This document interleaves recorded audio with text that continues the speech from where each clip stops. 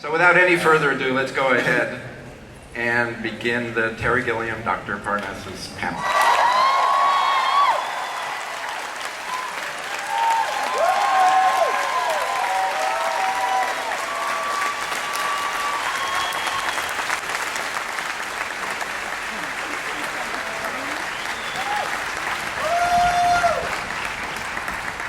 Yes, he's alive. He's still alive after all these years. I put it down to this always, these little chocolate sweeties that they lure people to Comic-Con with. I think they're addictive because people keep coming back year after year.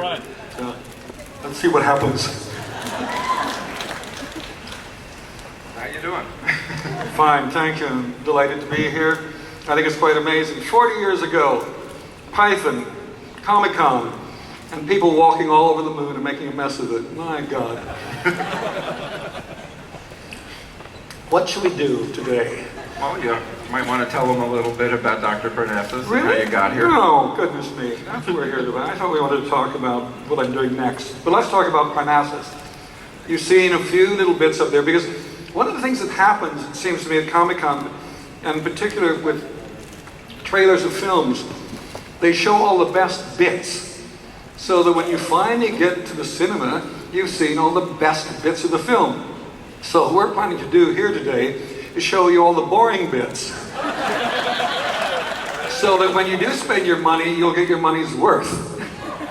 Sounds like a deal. You know, actually, there's someone here from Comic-Con who wanted to tell you something. Oh, Want to bring out Eddie Abraham?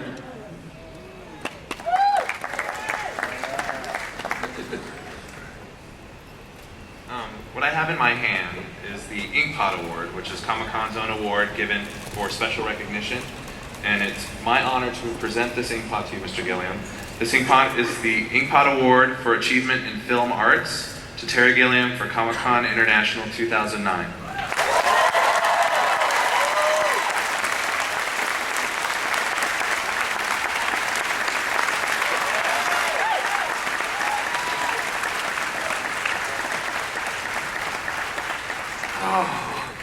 so where is this going to fit in my luggage? This is the problem. I'll probably be arrested, because you could probably take over an airplane with a weapon like this, couldn't you? Yeah, they'll probably take it away from me, or reduce it to liquid. We can put it in little plastic bags instead. Well, thank you very much. It's really nice. I'll be going now. Thank you very much. I thought what we'd do is just try to put things in a little bit of perspective, because I know people know certain things about this film. And so I just wanted to push it in a direction that is slightly different than what we've been reading about in the paper, because everybody is basically waiting to see Heath's last performance. And that's why we finished the film, because we wanted the world to see Heath's last performance. But I want you to understand the film is really Dr. Parnassus's film. So the first clip we're going to show here is Parnassus in his ancient monastery. And it's Christopher Plummer. You saw him in that little opening sequence, and you'll probably see some of the same shots that were in that, but hopefully now they're in context. So here's a few images from the beginning of Parnassus. Well, that's me. Shit, that's not the film. That was a boring bit.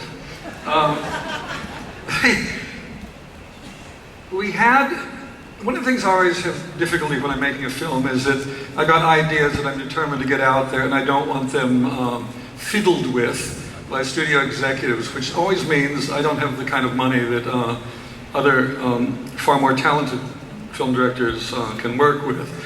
So one of the ideas with Parnassus was to create a world that takes place in the real world, but you enter the Imaginarium, and each time you go in, it's a completely different world. So we can get in and get out before the audience gets too bored, is my theory. And it started from the idea that I was feeling sorry for myself, because Tideland wasn't a great success, so I thought nobody wants to listen to the kind of stories I'm telling anymore. And so Parnassus grew out of that, of a man with his traveling show, trying to get people to let their imagination blossom, and nobody's paying attention.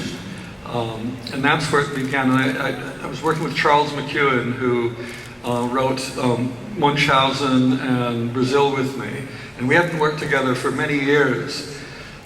So it was a chance to see if, number one, we could work together, and we started. And all I had was lots of bits of ideas and pieces of paper from the drawers of my desk. And let's start putting those together and see what happens. So the story kind of grew in an organic way, and we didn't really know where it was going when we began. And then it ended as it does, as you see when the film comes out. But it became very clear early on that let's have a Faustian bargain.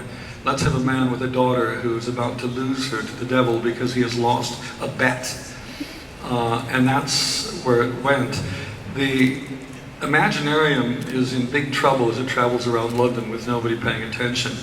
And luckily one day they stumble on somebody new, a character called Tony, which was inspired by Tony Blair, one of the great prime ministers of England, who got us into the most silliest war imaginable, working for a fellow named Bush in America, I guess. And I just thought, here's a character, let's do a character that's a chameleon, a guy with a silver tongue who can charm and even believe what he says when he says it. And he enters the world. Now, that was Heath. We didn't write it.